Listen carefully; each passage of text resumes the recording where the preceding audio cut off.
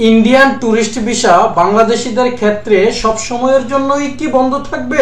এই গুজবটি কিন্তু এখন এমন ভাবে ছড়িয়ে যাচ্ছে যে আসলে মনে হয় যেন বাংলাদেশিদেরকে আর কখনোই ইন্ডিয়া ভিসা দিবে না। বিষয়টা তেমন না। আসলে বিষয়টা হচ্ছে এমন যে অলরেডি ভারতীয় ভিসা সেন্টার বলেন অথবা ভারত পররাষ্ট্র মন্ত্রণালয় থেকেই বলেন, ওনারা কিন্তু নিউজটা এমন দেয়নি, যতটা বিভিন্ন মহল থেকে অথবা কমেন্টের মাধ্যমে একটা গুজব ছড়াচ্ছে বা রিউমার ছড়াচ্ছে। বিষয়টা কিন্তু অনেক জটিল করে ফেলতেছে, অনেক মানুষই জটিল করতেছে। আমি বলবো বিশেষ করে দুই দেশের কিছু সংখ্যক মানুষ অথবা একটা মহল এই বিষয়গুলোকে অতিরঞ্জিত করে প্রকাশ করতে চাচ্ছে। আমি জানি না তাদের কি ফায়দা হবে বা তাদের কি এখানে সুবিধা হবে। তবে একটা কথা বলবো যে কোনো দেশই চায় না যে তাদের ট্যুরিজম সেক্টরটা বন্ধ হয়ে যাক। এখন অনেকের প্রশ্ন জাগতে পারে, বাংলাদেশিদের ভিসা না দিলে কি ভারতের ট্যুরিজম সেক্টর শেষ হয়ে যাবে বা বন্ধ হয়ে যাবে? না, বিষয়টা তেমন না। কিন্তু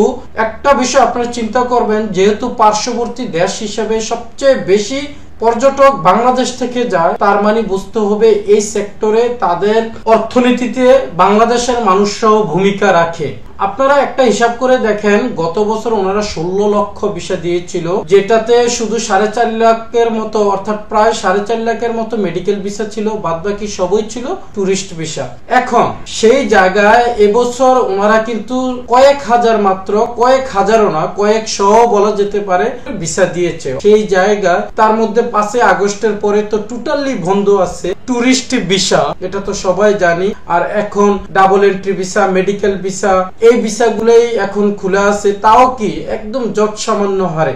তো সেই দৃষ্টিকোণ থেকে বলতে পারি যে ওনারা ট্যুরিজম সেক্টরে অবশ্যই চাইবে যে পার্শ্ববর্তী দেশ হিসাবে বাংলাদেশের নাগরিকরা ইন্ডিয়াতে ঘুরতে আসুক। আর এটা কিন্তু ওনাদের যে আনন্দবাজার মিডিয়াতে প্রকাশিত হয়েছে, এখানে একটা নিউজ যে আপৎকালীন ও মেডিকেল ভিসা ছাড়া ওনারা কিন্তু ভিসা দিবে না। এই নিউজটার মধ্যে কিন্তু ভিতরে যে লেখাগুলো আছে আপনারা বিস্তারিত যদি পড়েন তাহলে বুঝতে পারবেন। এখানে কিন্তু ওনারা বলছে যে ভারত জানিয়েছে বাংলাদেশের পরিস্থিতি এখনো স্বাভাবিক নয়, আইন শৃঙ্খলা পরিস্থিতি স্বাভাবিক হলে আবার ভিসা প্রদানের বিষয়টিও আগের মতো হয়ে যাবে। এই কথাটা কিন্তু আমি আবারও বলতেছি যে ওনারা কিন্তু বলছে যে বাংলাদেশের যদি আইন শৃঙ্খলা পরিস্থিতি সুন্দর এবং স্বাভাবিক হয়ে যায়, যেহেতু একটা দেশ হঠাৎ করে একটা অভ্যুত্থান ঘটেছে, সেই দেশের আইন শৃঙ্খলা পরিস্থিতি কি হবে এটা সবাই বুঝে। ওনারা তো ডিপ্লোম্যাটিক চিন্তা করে এই কথাগুলো বলে। আমাদেরকে বুঝতে হবে যে আসলে আপাতত ওনারা হয়তোবা